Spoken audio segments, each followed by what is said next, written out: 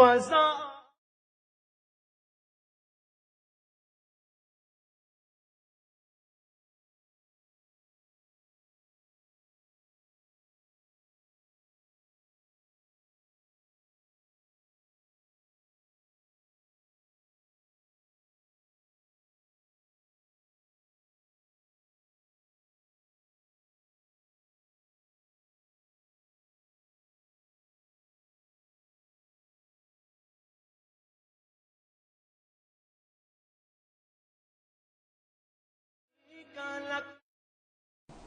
الحمد للہ رب العالمین، الصلاة والسلام علی سید الانبیاء والمرسلین، اما بعد فاعوذ باللہ من الشیطان الرجیم، بسم اللہ الرحمن الرحیم۔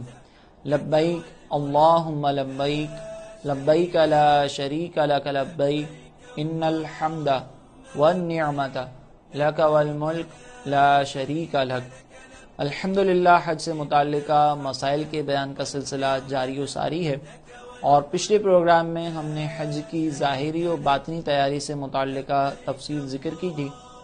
کہ کچھ امور ایسے ہیں کہ اگر ہم انہیں اختیار کر لیں تو ان امور کو اختیار کرنے کے بعد حج کی ادائیگی ہم اچھے انداز سے کر سکتے ہیں، اور اس ادائیگی حج کے دوران مختلف قسم کی آزمائشوں سے ہمارے لیے بچنا ممکن ہوگا، یعنی حتی الامکان ہم اس سے اجتناب کر سکیں گے اور ہمیں آزمائشوں سے ہماری حفاظت رہے گی۔ آج کے اس پروگرام میں انشاءاللہ ہم احرام سے متعلقہ تفصیل ذکر کریں گے۔ پچھلے پروگرام میں یہ بات ذکر کی گئی تھی کہ احرام مخصوص لباس کا نام نہیں ہے بلکہ مخصوص حالت کا نام ہے۔ ہمارے یہاں عرفاً اور مجازاً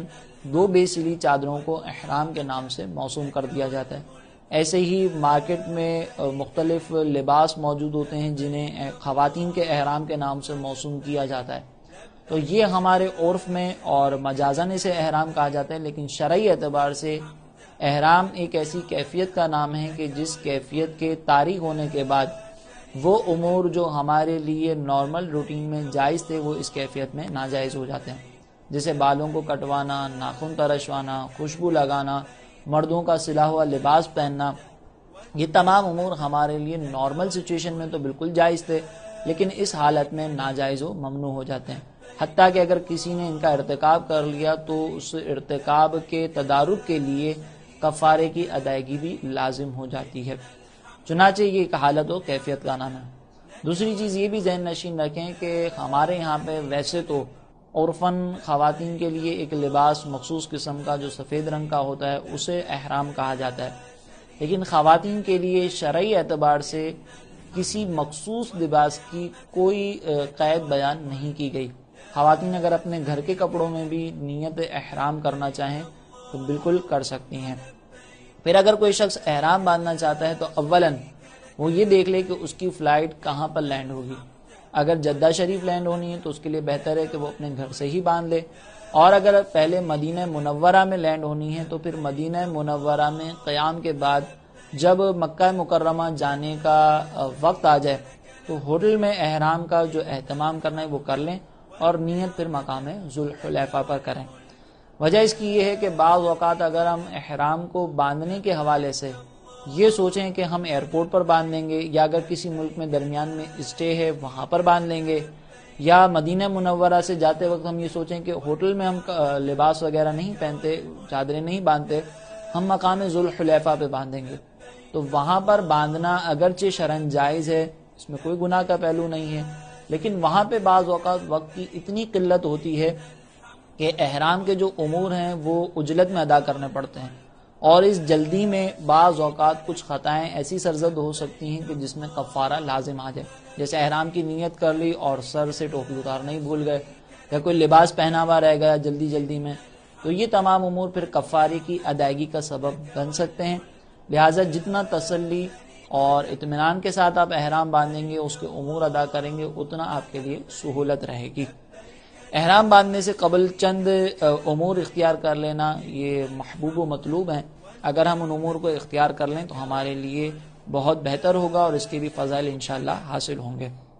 چنانچہ اگر کوئی شخص احرام باندھنے کا ارادہ رکھتا ہے تو اسے چاہیے کہ اپنے ناخن ترشوا لے، جسم سے تمام غیر ضروری بالوں کو دور کر لیں، خط بنوانا ہو تو خط بنوا لیں، اور پھر اس کے بعد مسواک کر کے اچھے انداز سے مسواک کر کے وضو کریں، اور وضو کے بعد پھر بڑے ہی اہتمام کے ساتھ غسل ادا کریں۔ اور یہ امور ان خواتین کے لیے بھی اختیار کرنا بہتر ہے کہ جن کے ایام فی الحال جاری ہیں، یعنی وہ بھی غسل وغیرہ کر کے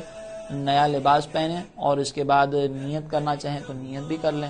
ویسے تو نیت کا وقت انشاءاللہ ہم آگے ذکر کرتے ہیں، لیکن وہ یہ امور اختیار کر سکتے ہیں، یعنی ان کا ان ناپاکی کے ایام میں ہونا حالت احرام میں آنے کے سلسلے میں معنی نہیں ہے، رکاوٹ نہیں ہے۔ ان ایام میں بھی وہ نیت احرام کر سکتی ہیں۔ اب وہ امور کس طریقے سے، عمرے کے جو امور ہیں وہ کیسے ادا کریں گی، کس طریقے سے ارکان ادا کیے جائیں گے، اس کی تفصیل انشاءاللہ ہم عمرے کی ادائیگی کے وقت اور عمرے کے طریقہ کار کے ضمن میں ذکر کریں گے۔ لیکن بہرحال خواتین کے لیے حالت احرام میں آنے کے لیے ایام حیض رکاوٹ نہیں بنتے۔ پھر جب آپ ان تمام امور سے فارغ ہو جائیں، طہارت وغیرہ کامل طور پر حاصل کر لیں، تو مرد حضرات اپنی 2 بے چادروں پر خوشبو لگا لیں، بہت بہتر ہے، کیونکہ حالت احرام سے پہلے خوشبو کا استعمال جائز ہوتا ہے، حالت احرام کے بعد یہ منع ہو جاتا ہے۔ اور پھر چونکہ مردوں کے لیے حالت احرام میں سلاوا لباس پہننا یہ منع ہے، تو اپنا لباس اتار کے پھر وہ 2 بے سلی چادریں پہن لیں، اور خواتین تو گھر کے کپڑوں میں ہی نیت کر سکتی ہیں۔ ان بے سلی چادروں کو پہننے کا طریقہ یہ ہے کہ اولاً جب آپ تہبند باندھیں تو تہبند کے جو دونوں کنارے ہیں وہ الٹی جانب لے کے جائیں، جیسا کہ آپ ویڈیو میں دیکھ بھی رہے ہیں، اور پھر اس کے بعد جو اگلا حصہ ہے اس کو پچھلے حصے کے مقابلے میں تھوڑا سا آگے نکال لیں، اور پھر اس کے بعد یہ الٹی جانب ہی کمر کی طرف تھوڑا سا احرام کو دبا دیں تاکہ یہ یہاں سے ٹائٹ ہو جائے، اور جتنا آپ اندر دبانا چاہیں دبا سکتے ہیں۔ اور پھر اس کو دبانے کے بعد سیدھی جانب دونوں کناروں کو لے کر آئیں، پھر پیٹ پر ہاتھ رکھ کے یہی دونوں کنارے الٹی جانب لے کر آئیں، اور الٹی جانب لانے کے بعد اپنے تہبند کو پیٹ کی جانب سے فولڈ کر دیں، اس پہ بل دے دیں۔ جتنے زیادہ آپ بل دیں گے، جتنا اسے فولڈ کریں گے، یہ احرام ٹائٹ ہو جائے گا، اور اس کے بعد آپ کو بیلٹ باندھنے کی بھی ضرورت نہیں رہے گی۔ بیلٹ کے حوالے سے تفصیل بس یہ ذہن نشین رکھ لیں کہ بیلٹ اگر کوئی شخص احرام کو سنبھالنے کی نیت سے باندھتا ہے تو یہ اس کے لیے ناجائز و ممنوع ہے، لیکن اگر کوئی سی ضرورت کے پیش نظر باندھے، اس کی نیت یہ ہو کہ میں اس میں اپنی رقم وغیرہ رکھوں گا یا جو ضروری ڈاکیومنٹس ہیں وہ اس بیلٹ میں رکھے جائیں گے، تو یہ شرعاً اس کے لیے اس ضرورت کے پیش نظر جائز ہے، ورنہ بیلٹ احرام کو سنبھالنے کی نیت سے نہیں باندھ سکتے۔ پھر جب آپ نے تہبند باندھ لیا اور اب آپ اوپر کی چادر پہنیں گے، اوپر کی چادر پہنتے وقت کوشش کریں کہ وہ اتنی بڑی ہونی چاہیے کہ جب اس کا ایک کنارہ آپ کندھے پر ڈالیں تو اس کنارے کو دوبارہ اپنے دوسرے کندھے سے کھینچ کر آگے لا سکیں۔ وجہ اس کی یہ ہے کہ جب آپ رکوع سجود ادا کریں گے اور ایک ہی کندھے پر جب اس کا کنارہ موجود ہوگا تو وہ دوران رکوع سجود بعض اوقات ڈھلک جاتا ہے، جس سے وہ چادر سرک کر اتر بھی سکتی ہے۔ چنانچہ اگر آپ اس طریقے سے اوپر کی چادر پہن لیں گے تو اس کے سرکنے کا خیال کم سے کم ہوگا، امکانات کم سے کم ہوں گے۔ پھر جب آپ اس طریقے سے احرام باندھ لیں تو یہ ذہن نشین رکھیں کہ بعض افراد کو آپ نے دیکھا ہوگا کہ جیسے ہی وہ احرام باندھتے ہیں فوراً ہی اتباع کر لیتے ہیں۔ اتباع کا مطلب ہوتا ہے سیدھے کندھے کو کھلا رکھنا، یعنی بغل کے نیچے سے چادر کو لاتے ہیں اور پھر فوراً اتباع کر لیتے ہیں۔ تو یہ طریقہ کار خلاف سنت ہے کہ احرام باندھتے ہی فوراً اتباع کر لیا جائے۔ یہ اتباع کی سنت اس وقت ہے کہ جب کوئی طواف کرنے کا ارادہ رکھتا ہو تو دوران طواف اتباع کرنا یہ سنت ہے، اور طواف سے پہلے اپنے کندھے کو ڈھانپے رکھنا ہی سنت ہے۔ حتیٰ کہ اگر کوئی شخص نوافل کی ادائیگی کرتے ہوئے اس کو نماز کی ادائیگی کر رہا ہو، فرض پر ادا کر رہا ہو، نوافل ادا کر رہا ہو، اس دوران اس نے اتباع کیا تو یہ عمل مکروہ تحریمی ہے، یعنی گناہ ہے، اور اس طرح ادا کی جانے والی نماز کو پھر ریپیٹ بھی کرنا پڑے گا۔ تو یہ اتباع فی الفور نہیں کیا جائے گا بلکہ صرف طواف کے دوران ہی کیا جائے گا۔ پھر جب آپ نے احرام باندھ لیا تو احرام باندھنے کے بعد اگر مکروہ وقت نہ ہو اور خواتین حیض کی حالت میں نہ ہوں تو ان کے لیے 2 رکعتیں ادا کرنا یہ مستحب ہے کہ وہ 2 رکعتیں ادا کر لیں۔ پھر اس کے بعد نیت کا وقت آتا ہے۔ نیت اب آپ فی الفور نہ کریں بلکہ نیت کا وقت فوراً تو آ جاتا ہے لیکن فی الفور کرنا ضروری نہیں ہے، تو نیت آپ فی الفور نہ کریں، بلکہ آپ نیت اس وقت کریں کہ جب تمام رشتہ داروں سے ملاقات ہو جائے، کسٹم کے تمام معاملات ادا ہو جائیں، آپ پلین میں بیٹھ جائیں اور پلین میں بھی بالکل ریلیکس ہو جائیں. اگر کوئی کھانا وغیرہ سرو کیا جا رہا ہے تو کھانا وغیرہ کھا کے، ٹیشو استعمال کر کے، پھر اس کے بعد جب آپ بالکل ریلیکس ہو جائیں پھر آپ نیت کر سکتے ہیں. ویسے تو ضروری ہے کہ میقات سے پہلے نیت کی جائے، لیکن آپ فی الفور نیت کر لیں ریلیکس ہونے کے بعد، تو یہ بھی جائز ہے. وجہ اس کی یہ ہے کہ بعض اوقات جب رشتہ دار چھوڑنے کے لیے آتے ہیں تو ہار بھی پہنا دیے جاتے ہیں، اور بعض رشتہ دار عطر وغیرہ لگا کر گلے ملتے ہیں، تو اس طرح خوشبو کا احرام میں منتقل ہونا یہ بہت حد تک ممکن ہے. اگر آپ نے پہلے ہی نیت کر لی ہوگی اور پھر خوشبو منتقل ہوگی تو اس میں کفارہ لازم ہو سکتا ہے. لہٰذا بہتر ہے کہ پھر آپ نیت ابھی نہ کریں، بلکہ جب مطمئن ہو جائیں، پلین میں جب کھانا کھا لیں اور پلین میں بھی ٹیشو خوشبودار ہوتا ہے اس کو استعمال کر لیں، اس کے بعد آپ نیت کریں. اور اس میں یہ بھی انتظار نہ کریں کہ ہم جب پلین میں اناؤنسمنٹ ہوگی پھر ہم نیت کر لیں گے، کیونکہ اس میں پرابلم یہ ہے کہ اگر پلین میں آنکھ لگ گئی، نیند آ گئی، تو ہو سکتا ہے کہ آپ میقات کی جو مضافات ہے، میقات کا جو مقام ہے اسے کراس کر لیں بغیر نیت کے اور آپ کی آنکھ ہی نہ کھلے، تو اس میں بھی پھر کفارہ لازم ہوگا، دم ادا کرنا پڑے گا. تو پہلے ہی ریلیکس ہو کر اناؤنسمنٹ سے پہلے نیت کر لیں، پھر آپ چاہے تو سو جائیں، چاہے آپ جاگتے رہیں، کوئی پرابلم نہیں رہے گی. نیت کا طریقہ کار دیکھ لیں کہ نیت آپ کو معلوم ہی ہے کہ نیت دل کے ارادے کو کہا جاتا ہے، کہ دل میں کسی چیز کے کرنے کا پختہ ارادہ موجود ہو تو اسے نیت سے تعبیر کرتے ہیں. لیکن زبان سے کچھ الفاظ کہہ لینا یہ مستحب ہوتا ہے. اگر کوئی شخص حج تمتع کرتا ہے، یعنی جس میں پہلے عمرہ کیا جائے، پھر عمرے کی ادائیگی کے بعد احرام کی پابندیوں سے باہر آ جائیں، اور پھر اس کے بعد 8 ذوالحجہ کو احرام باندھ کر مینا میں قیام کیا جائے، تو یہ جو پریکٹس ہے اسے حج تمتع کہا جاتا ہے، اور ہمارے یہاں پر عموماً یہی حج کیا جاتا ہے. تو حج تمتع کرنے والے نیت کے ان الفاظ کے ساتھ وہ نیت کر لیں، یہ ان کے لیے بہتر ہے. اللہم انی ارید العمرۃ فیسرھا لی وتقبلھا منی، نویت العمرۃ واحرمت بھا مخلصا للہ تعالی. اے اللہ، میں نے